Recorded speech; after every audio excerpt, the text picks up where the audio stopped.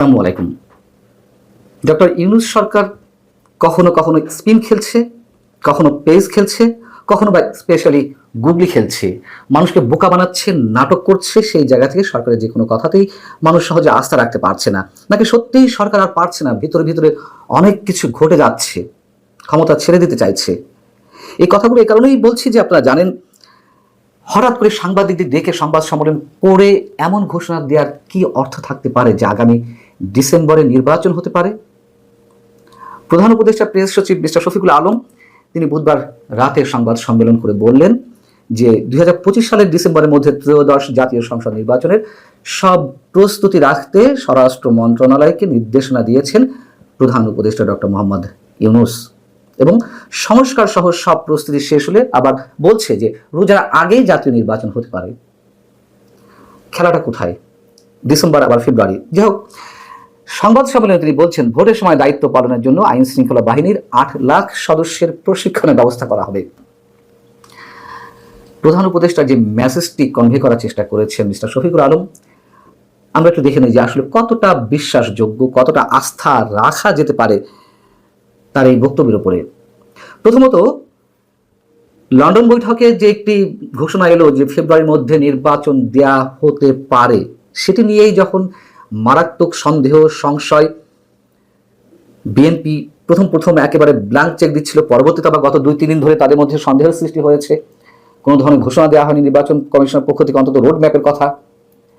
1, 2 হচ্ছে Kings party, NCP এবং জামায়াতে ইসলামী যারা সরকার পরিচালনা করছে পেছন থেকে, তারা তো কোনো অবস্থাতেই খুব দ্রুত নির্বাচন চায় না, এবং নির্বাচন প্রলম্বিত করতে তাদের অনেক ধরনের দাবি দাওয়া আছে, অনেক ধরনের খেলা আছে। সেই জায়গা থেকে প্রধান উপদেষ্টার যে মেসেজটি দেয়া হলো সেটি আসলে কতটা বিশ্বাসযোগ্য। এবং 3 নম্বর হচ্ছে, গত কয়েকদিন আগে প্রধান নির্বাচন কমিশনার যে সাক্ষাৎ করলেন প্রধান উপদেষ্টার সঙ্গে, সেখানে নির্বাচন নিয়ে কোনো টু শব্দটি উচ্চারণ করেননি প্রধান উপদেষ্টা। কথা প্রধান নির্বাচন কমিশনার এএমএম নাসির উদ্দিন সাহেব নিজেই জানিয়েছেন। তিনি বলেছেন, আমার কাছে তিনি শুনতে চেয়েছেন যে আসলে নির্বাচন কমিশনের সংস্কারের কাজ কত দূর। এই জায়গাগুলোতে আসলে আমরা কতটা আস্থা রাখতে পারি যে সত্যি সত্যিই সরকার ডিসেম্বরের মধ্যে নির্বাচন করতে চায়। এখন যদি প্রশ্ন করি যে কেন এমন একটি ঘোষণা দেয়া হলো প্রধান উপদেষ্টার পক্ষ থেকে,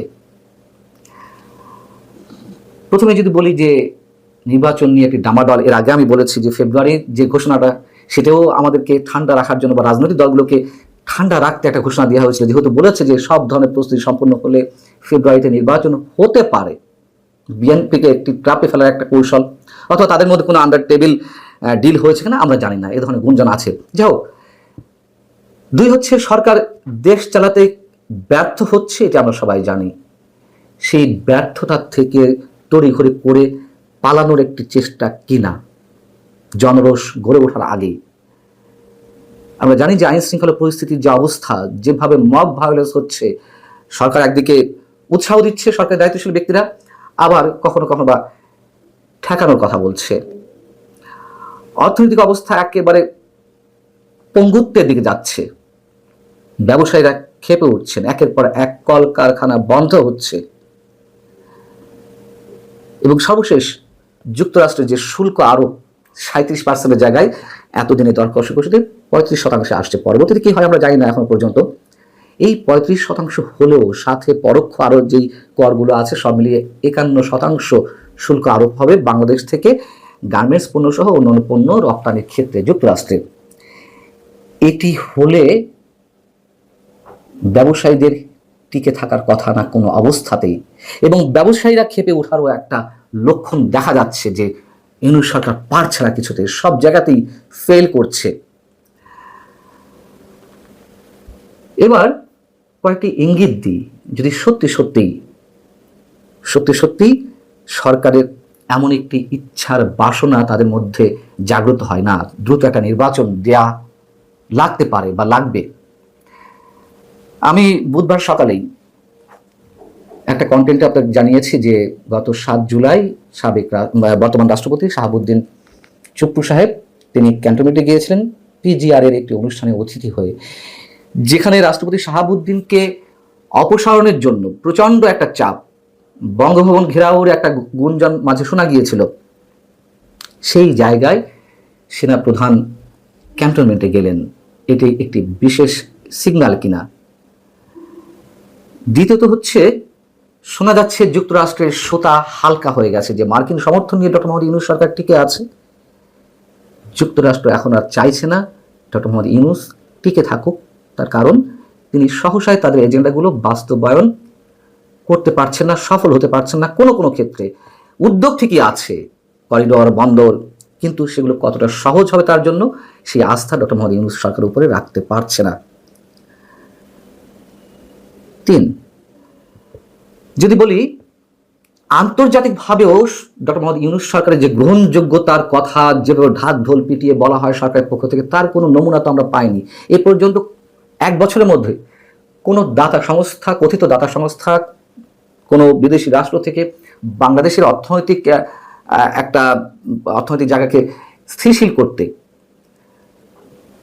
ঋণ নিয়ে আসার ক্ষেত্রে কোনো ধরনের কোনো বাজিমাত তিনি করতে পারেননি।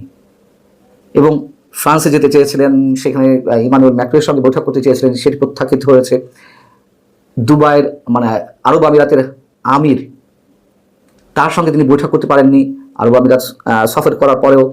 লন্ডনে গিয়েও তিনি ব্রিটেনের প্রধানমন্ত্রী কিয়ার স্টারমারের সঙ্গে তিনি বৈঠক করতে পারেননি, তিনি তাকে সময় দেননি। এর থেকে বোঝা যায় যে আসলে আন্তর্জাতিকভাবে তার গ্রহণযোগ্যতা তেমন একটা নেই, শুধুই আমাদের চোখে ধুলো দেওয়ার একটা চেষ্টা। 4, সরকার যে দেশ চালাতে পারছে না, ডক্টর মোহাম্মদ ইউনূস এটাকে সত্যি সত্যি উপলব্ধি করছেন এবং সেই জায়গা থেকে একটা সেফ এক্সিট চাইছেন। 5,